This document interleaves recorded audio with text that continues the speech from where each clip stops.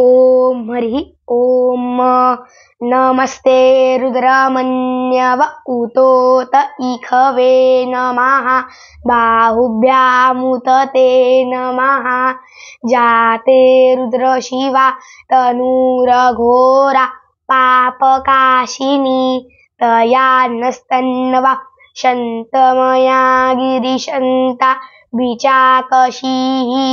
जामि खुङ्गिरिशन्तहस्ते बिभर्ख्यस्तवे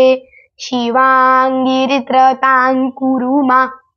हिगु सिहि पुरुखञ्जगत शिवेन च सात्वा गिरिशाच्छाब्बदामसि यथा नः सर्वमिज्जगदयक्ष्मगु सुमना असत अध्यवोचदधिवक्ता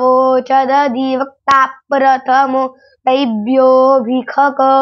अहिंश्च सर्वाञ्जम्भयन् सर्वाश्च जातु धान्यो धराचिः परासुव असौजस्ताम्रो अरुण उत बभ्रुः सुमङ्गलाः जे चैनग्गो रुद्रा अभितो दिक्षु श्रिताः सहस्रशो वैखाग्मुहेड इमहे असौजो वस्रपतिनीलग्रीवो भिलोहिताः उतैनं गोपा अदृश्यन् नुदहार्जाः सदृष्टो मृडया टीनाः नमोऽस्तु नीलग्रीवाय सहस्राक्षाय मीढुके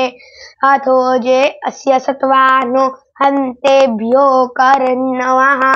प्रमुञ्च धन्वनस्त्वमुभयोरार्त्न्योर्जाम जाश्च ते हस्त इखवाः पराता भगवो बप विजन्धनुः कवर्दिनो विशल्यो बाणवां उत अणेशन्नस्य जा इखवा भूरस्य निखङ्गधिः जाते त्रिम्यै दुष्टमहस्ते बभूवते धनुः तयास्मान् विश्वतस्त्वमयक्ष्मया परिभुज परिते धन्वनो हेतिरस्मान् व्रेणक्तु विश्वताः अथोज इखुदिस्तवारे अश्वं निधेहितम् अवतत्य धनुष्टुवग्गु सहस्राक्षशते खुधे निशीर्ज शल्या मुखा शिवो नः सुमना भव नमस्त आयुधाया नातताय दृष्णवे उभाभ्यामुतते नमो बाहुभ्यान्तवदन्वने मानो महान्तमुतमानो अर्भकं मान उक्षन्तमुतमा न उक्षितं मानो वधिः पितरं मोतमातरं मानः